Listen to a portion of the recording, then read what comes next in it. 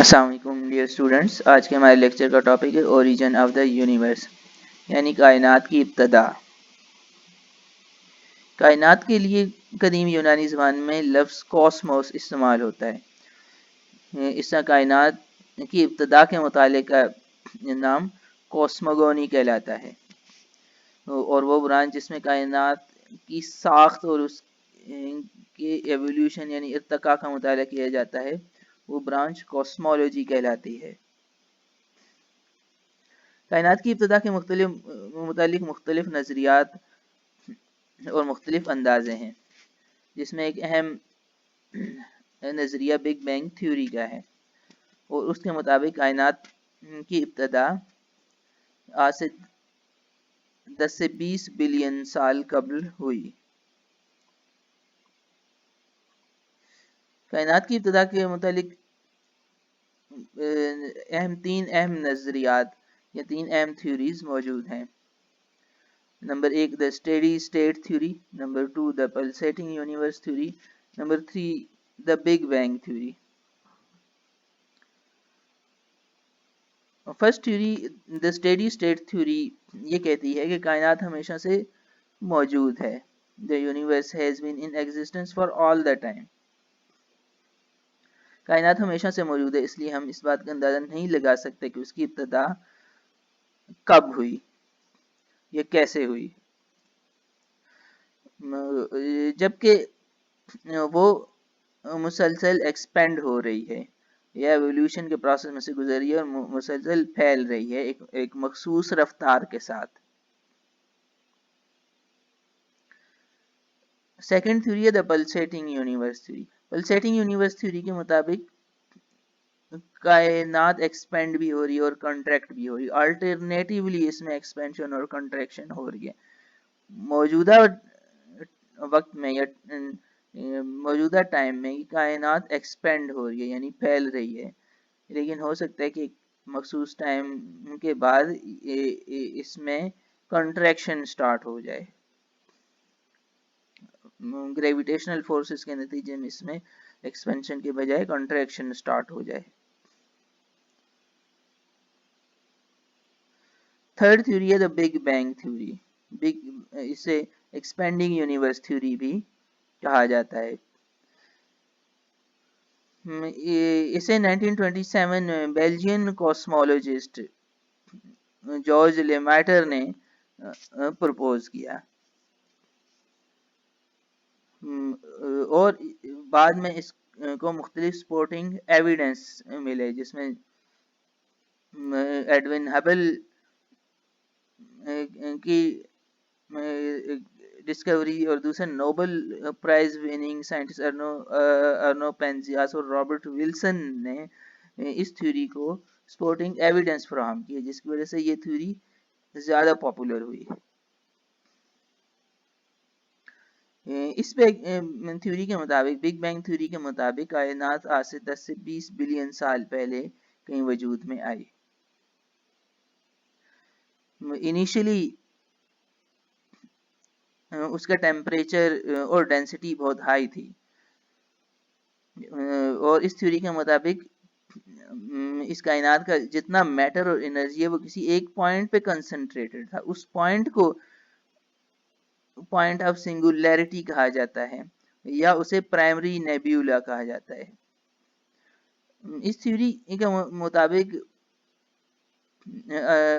अंदाजन 13.7 billion years ago, यानी कि 13.7 अरब साल पहले, उस पॉइंट ऑफ सिंगुलैरिटी पर या उस प्राइमरी नेब्यूला में एक बहुत बड़ा एक्सप्लोजन हुआ। उस इवेंट को बिग बैंग कहा जाता है, या उसे सेकेंडरी सेपरेशन भी कहा जाता है, क्योंकि उस बिग बैंग या उस एक्सप्लोजन के नतीजे में जो मैटर और एनर्जी था वो डिवाइड हो गया और सेपरेट हो गया डिफरेंट पार्ट्स में। ये उस बिग बैंग के इवेंट को यहाँ पर डायग्राम में शो किया गया, डायग्राम की मदद से।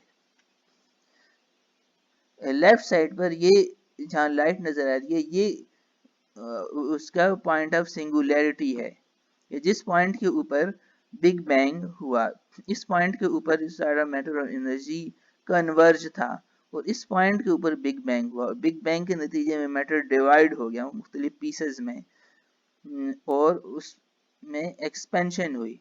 इनिशियली उसमें एक्सपेंशन बहुत फास्टर हुई और फिर ऐसा ऐसा वो एक्सपेंशन स्लो होती गई। लेकिन अभी भी थ्योरी के मुताबिक अभी भी इसमें एक्सपेंशन हो रही है, इस लिहाज से यूनिवर्स एक्सपेंड हो रही है। इसी वजह से इस थ्योरी को एक्सपेंडिंग यूनिवर्स थ्योरी भी कहा जाता है। थ्योरी के मुताबिक एक्सप्लोशन ने मैटर और एनर्जी को ऑल डायरेक्शन में तमाम समतों में बिखेर दिया और उसके नतीजे में मैटर और एनर्जी सेपरेट हो गए मुख्तलिफ पीसेस में, जिसके नतीजे में गैलेक्सीज बने और फर्दर गैलेक्सीज डिवाइड होकर स्टार्स और प्लैनेट में डिवाइड हुए।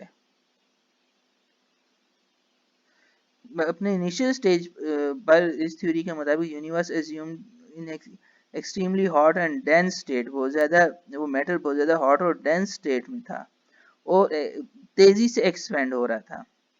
लेकिन वक्त गुजरने के साथ साथ उसके टेम्परेचर और डेंसिटी कंपैरेटिवली कम होते गए और उसमें जो एक्सपेंशन की जो स्पीड थी वो भी स्लो डाउन हुई और एनर्जी जो है वो ऐसा ऐसा एटम्स में और मैटर्स में ये सब एटॉमिक पार्टिकल्स में कन्वर्ट होना शुरू होगी और सबसे पहले जो एटम वजूद में है वो हाइड्रोजन और हीलियम के थे। अब इसके बाद एविडेंसेस ऑफ बिग बैंग है, जिसमें दो इंपॉर्टेंट एविडेंसेस हैं। फर्स्ट है एडविन हबल का एविडेंस।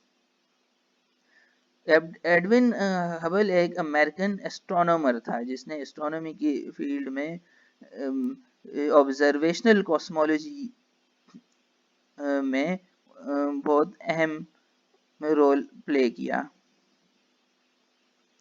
उसने एक्सपेरिमेंटल एविडेंसेस फाइंड किए एक्सपेंशन ऑफ यूनिवर्स के, जिसने बिग बैंग को सपोर्ट किया, बिग बैंग थ्योरी को सपोर्ट किया। उसने फाइंड किया कि distance between the galaxies is found to be increasing with a very high speed, के जो गैलेक्सीज ये स्टार्स हैं इनके दरमियान जो डिस्टेंस है वो इंक्रीज हो रहा है। ये ऑब्जर्वेशन उसकी उस बात का एविडेंस था कि एक यूनिवर्स एक्सपेंड हो रही है और दूसरी ये कि एक यूनिवर्स एक बहुत बड़े एक्सप्लोजन के नतीजे में वजूद में आई है। यहाँ पर उस एक्सपेंशन को डायग्राम्स की मदद से शो किया गया कि जिस पॉइंट से वो पॉइंट ऑफ सिंगुलैरिटी पर जो एक्सप्लोजन हुआ तो मैटर डिवाइड होकर सेपरेट हो गया मुख्तलिफ डायरेक्शंस में और वो अपने उस पॉइंट ऑफ एक्सप्लोजन से दूर हटना शुरू हो गया।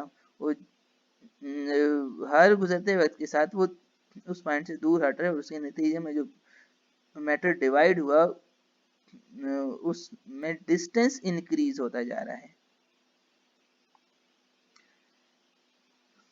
इसको हम बैलून एग्जांपल्स के जरिए से भी समझ सकते हैं कि अगर आप एक बैलून लें, एक एम्प्टी बैलून, और उसके ऊपर मार्कर से डॉट्स लगाएं या पॉइंट्स मार्क करें और उसके बाद उसको इन्फ्लेट करें यानी उसमें हवा भरना शुरू कर दें। जैसे जैसे उसका साइज बैलून का बड़ा होता जाएगा हवा भरने से, उसके ऊपर जो आपने डॉट्स लगाए थे पेन से या मार्कर से वो भी एक्सपेंड होते जाएंगे और उनमें डिस्टेंस इंक्रीज होता जाएगा।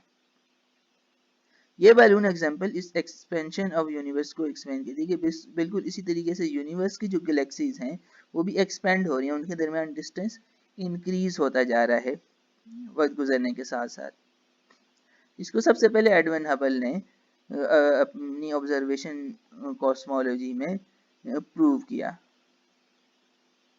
सेकंड इंपॉर्टेंट एविडेंस जो है वो कॉस्मिक माइक्रोवेव बैकग्राउंड रेडिएशन का है।